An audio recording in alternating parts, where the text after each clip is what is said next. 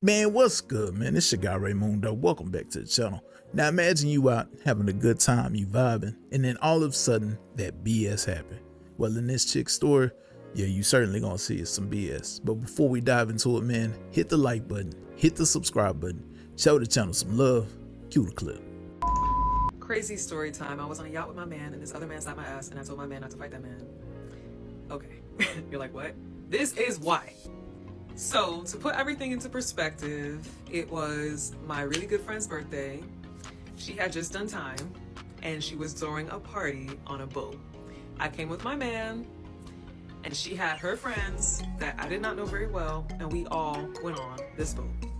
While we're on the boat, we're hanging out, drinking. I didn't drink too much, but I was feeling good. The sun was out, you know, we're all having fun.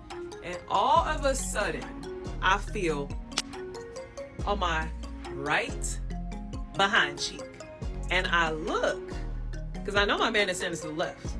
And I look and I see this guy looking at me like, yeah, I just did that. And my entire body shuts down. I am frozen. I'm angry. I'm livid. I'm like, what the I cannot believe this is happening right now. I don't even know your name. I don't know who you are. And I turn to my man and I'm like, this guy just slapped my ass. Now he is about to attack, right? So I'm like, wait, don't do it, don't hit him. He's beyond drunk. That don't matter. But most importantly, my friend whose birthday this is, she's out on parole and I don't need an altercation to happen. And she ends up, you know, doing more time or whatever. And I'm like, trying to hold him back. And his friends come and now they are trying to protect him. They're like, no, he's super drunk right now. Don't fight him, please leave him alone. He doesn't know what's going on. And I tell my friend at the time and she's like, oh, okay. Yeah, I can't believe I'm trying to protect this girl because I don't even know if she's allowed to be having this party. I don't even think she is. I'm trying to protect her livelihood by sacrificing myself and my body, my dignity. And to answer some of y'all questions, no, I wasn't shaking my ass. Not that that would make a difference. Yes, I was covered. I was literally just standing there chilling and he assaulted me. Okay. We get back to shore and my man is now trying to get this man's information through his friends because he wants to set up a date to fight him. My friend is super unbothered. She's just looking like, whatever. My man and I end up going to go get some food in Wynwood. I am just super emotional at this time. I started crying. I was just overwhelmed. I felt betrayed by my friend. I felt assaulted. I was angry. I was hurt. And then it's like I'm trying to protect her. She doesn't even care. My man is livid. He's like, I'm gonna fight him. I'm gonna beat him up. And I'm just like, that doesn't make a difference. And I tell you this story to say that sometimes we sacrifice ourselves by trying to protect other people. And at the time, I thought I was doing what was right. And looking back on it, I'm like, that's not a real friend, number one. And two, you cannot lay down and allow people to hurt you at your own detriment because you're trying to help someone else. You just can't. So looking back, you have to be really clear and sure about who you surround yourself with because you will be put into situations that you did not even expect to be in because you're surrounded by certain people. And while you're busy trying to protect their interests, they don't care what happens to you. So yeah, be careful. Man, ninjas is gonna ninja and they gonna blame that alcohol any chance that they get. Nah, dog, that's just who you are. You that type of person, you a scumbag. And well, your homegirl not really wanting to get involved. It's crazy because yeah, I get it. You just got out of jail. You don't want to get in trouble, might be on parole. But I mean, it's ways to handle business without getting the laws involved.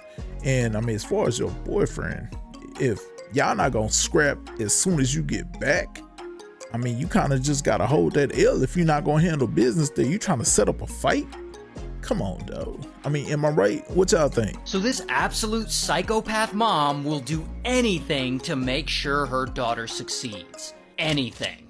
Now her name is Nancy. She's 56, living in Texas, and one day in 2015, Nancy gets some crazy news. her daughter didn't make the high school dance team.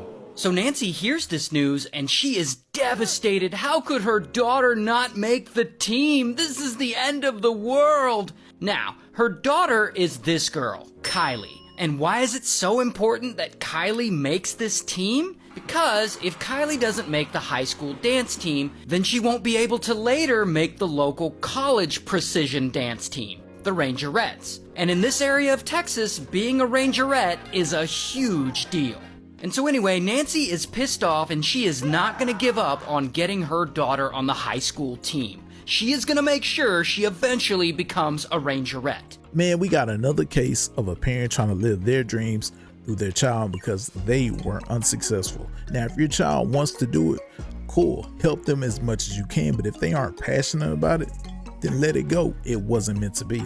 So for months, Nancy goes to the school board and she complains and she demands that they reinstate Kylie like, my daughter was treated unfairly. And she claims that her daughter was discriminated against because she's tall. I guess Kylie is slightly taller than the other girls, so Nancy is playing the discrimination card.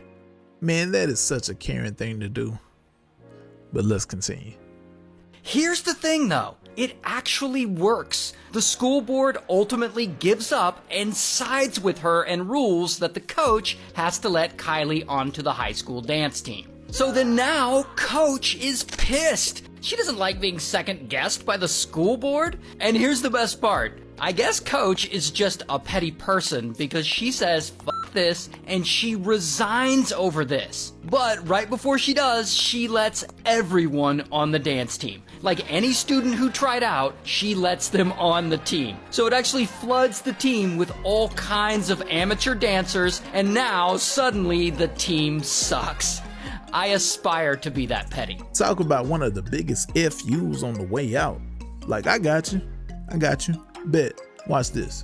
And so now, since the team sucks, Kylie or her mom doesn't want her to be on it anymore. So then, Nancy transfers Kylie to a different school, where Kylie doesn't even try out for the dance team. After all that, I guess she gave up. I don't know. I don't think Kylie ever cared as much about dance as her mom did. But anyway, now I assume Nancy's all mad because her precious daughter will never go on to be a Rangerette. Now, you would think at this point all this drama would be over.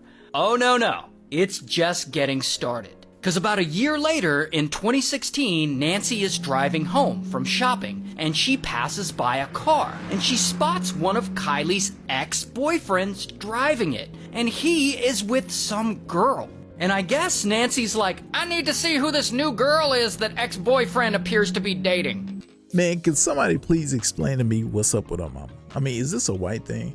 Like, your daughter is no longer dealing with this man, and you finna go ahead snoop yo busy little antennas and try to see who this new girl is. Man. And she decides to turn around and follow him. She even puts on a wig so that he won't recognize her following him, because I guess she just happens to have a spare wig in her car. So she starts following him for a while, and eventually she stops, and she pulls over and she starts looking him and the girl he's with up on Facebook. I guess she's trying to figure out what's the deal with this new girl. Okay, now, there's this whole gossipy section of this story that I'm going to skip over because it's boring and stupid. All you need to know about Nancy's impromptu Facebook stalking is that she ends up on the page of this girl, Alexa. And now Alexa, she used to go to high school with Kylie. She was on the dance team with her, and she actually has since gone on to make the Rangerettes. So she's now a Rangerette. Also, there's Alexa's mom, who we'll just call Alexa's mom. And mom is the director of the Rangerettes. So maybe Nancy's looking at their Facebook profiles, feeling a little jealousy and resentment. But regardless, Nancy knows that Alexa is possibly friends with ex-boyfriend's new girl. And Nancy's like, I want information on this new bitch. I'm gonna go get it out of Alexa. And then, for whatever weird-ass reason, in that moment, Nancy just snaps. She is gonna get this information from Alexa. And so she drives right over to Alexa's house, because they live in the area. And from here, she makes sure she has her wig on so no one will recognize her. Then she grabs a pew-pew and a roll of duct tape, because I guess she keeps those things in her car as well?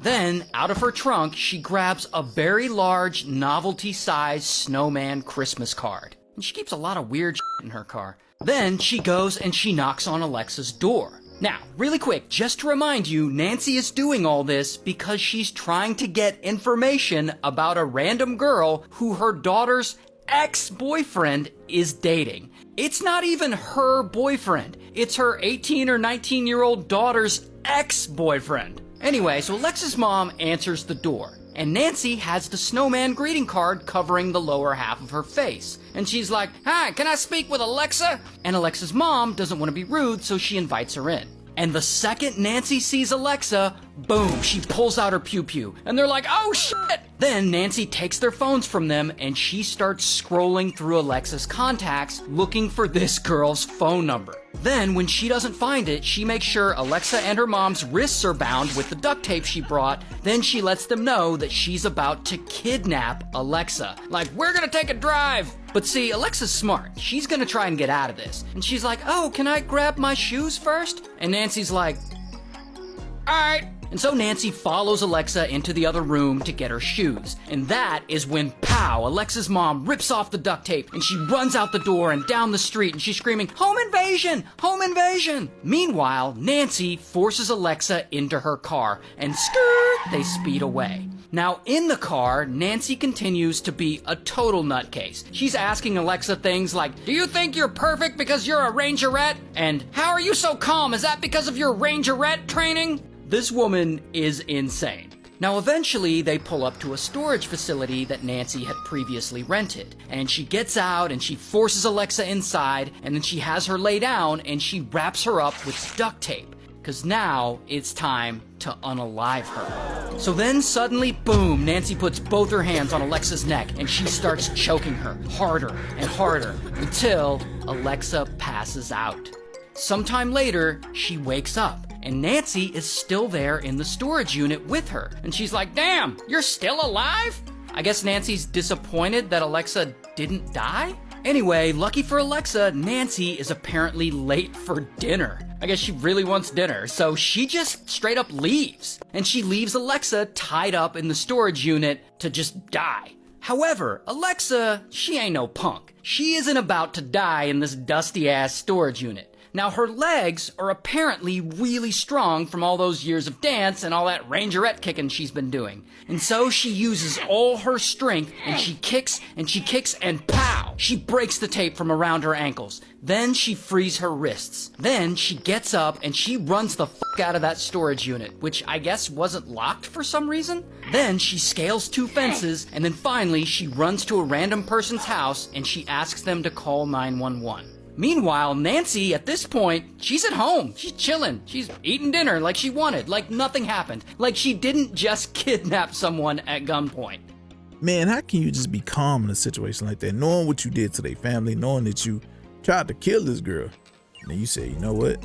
I'll be back to finish you later." You just go home, cook dinner like nothing's wrong? Yeah, man, that's a psychopath for you. And of course, eventually police show up and they're all banging on her door and they question her and Nancy completely denies everything. She's like, "What? I didn't kidnap anyone. I don't even know those people." And police, they know she's full of shit. And so, bam, they arrest her. Here's her mugshot. And she's ultimately charged with kidnapping and she takes a plea deal and she's sentenced to 5 years in prison. Also, Alexa and her mom sue Nancy, and she's forced to pay them $575,000. Good for them. So 5 years is all she got?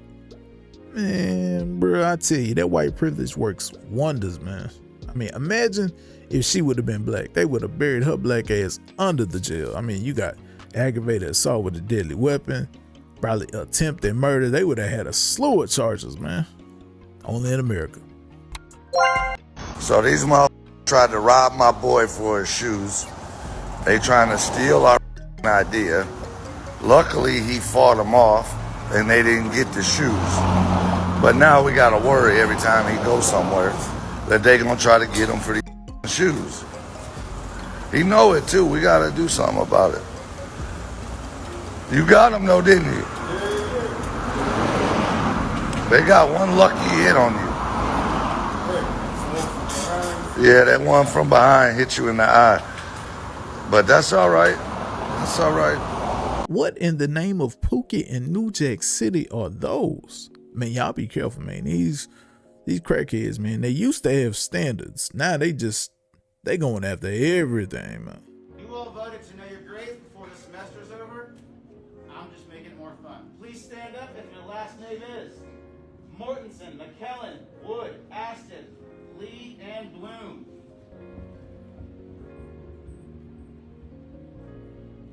You shall not pass! Everybody else, you got a C- or higher. Have a great summer. Man, you really went all out of your way to tell me how dumb I was. To tell me in front of everybody that I didn't pass. You went Lord of the Rings on my ass. I mean, I ain't gonna lie. I would be in my feelings. I mean, now they know how dumb I am. I got to spend another couple grand to take this class over. Man, that's crazy. Man, I appreciate y'all for rocking with your boy, man. Until next time, hit the like button, hit the subscribe button, drop a comment, tell me what city you repping. Until next time, I'm out.